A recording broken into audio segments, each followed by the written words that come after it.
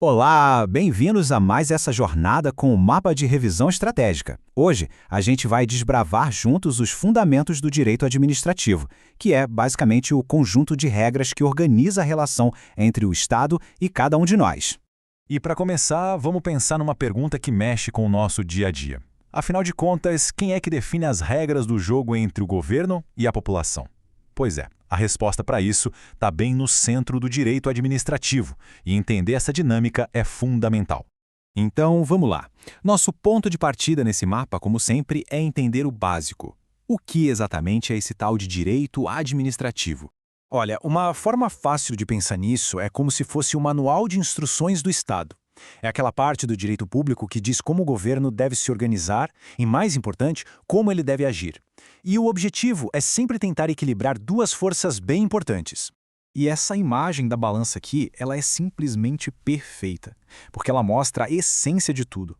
De um lado da balança, a gente tem o interesse público, ou seja, o que é bom para todo mundo.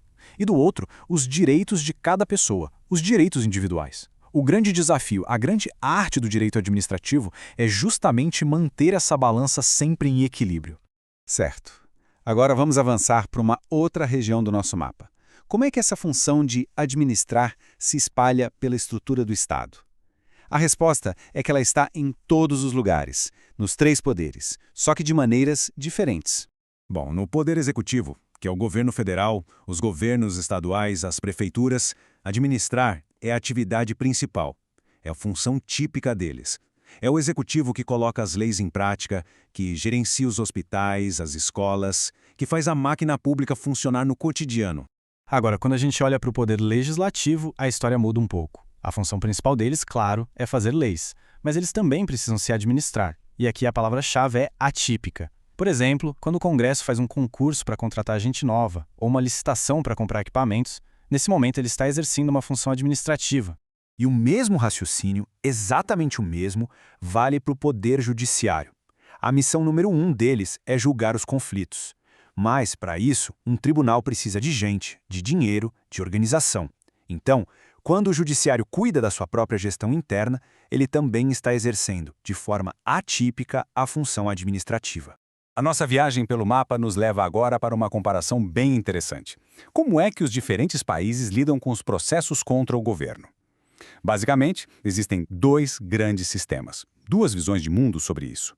E essa tabela deixa tudo bem claro. De um lado, tem o sistema inglês, chamado de jurisdição única. Lá é um judiciário só para tudo. Não importa se é uma briga de vizinhos ou um processo contra o Estado, vai tudo para o mesmo juiz. Do outro lado, tem o sistema francês, o da dualidade. Lá existe uma divisão. A justiça comum cuida dos casos entre pessoas e uma justiça administrativa, toda especializada, cuida dos casos contra o governo. Ok, agora vamos explorar um pouco mais a fundo esse terreno. De onde vêm as regras do direito administrativo? E será que tem alguma exceção importante à regra de que todo mundo pode ir direto para a justiça? E aqui tem um ponto que é fundamental entender. O direito administrativo não é codificado. O que isso quer dizer?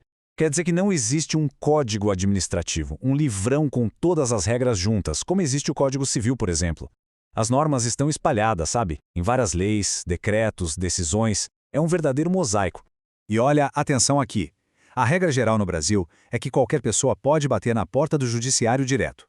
Mas existem algumas exceções bem específicas em que é preciso tentar resolver administrativamente primeiro. Os exemplos mais clássicos são os casos da justiça desportiva e os pedidos de benefícios no INSS. Chegamos agora ao coração do nosso mapa.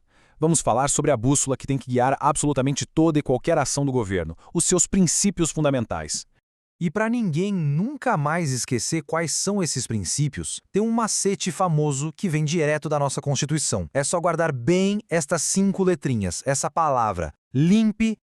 Vamos decifrar isso juntos? O L é de legalidade. O administrador público só pode fazer aquilo que a lei permite ou manda. O I é de impessoalidade. O Estado não pode ter favoritos, tem que tratar todo mundo de forma igual. O M vem de moralidade. Não adianta só seguir a lei, a ação tem que ser ética, honesta. O P é de publicidade. Os atos do governo têm que ser transparentes, abertos para todo mundo ver. E por fim, o E é de eficiência. Fazer o melhor possível gastando o mínimo de recurso público. O ponto-chave aqui é o seguinte: esses 5 princípios juntos são o alicerce. Eles são a base que sustenta um governo justo e que funciona direito. São eles que garantem que a máquina pública inteira trabalhe para a sociedade e não para interesses de alguns. Se um desses pilares falhar, a estrutura toda fica comprometida. E para a gente fechar, fica uma reflexão no ar. Desses 5 pilares do LMPE, qual deles seria o mais importante, o mais decisivo para construir e manter a confiança das pessoas no Estado?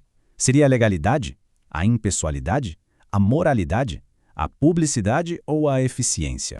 E com essa pergunta, a gente encerra o nosso percurso de hoje pelos fundamentos do direito administrativo.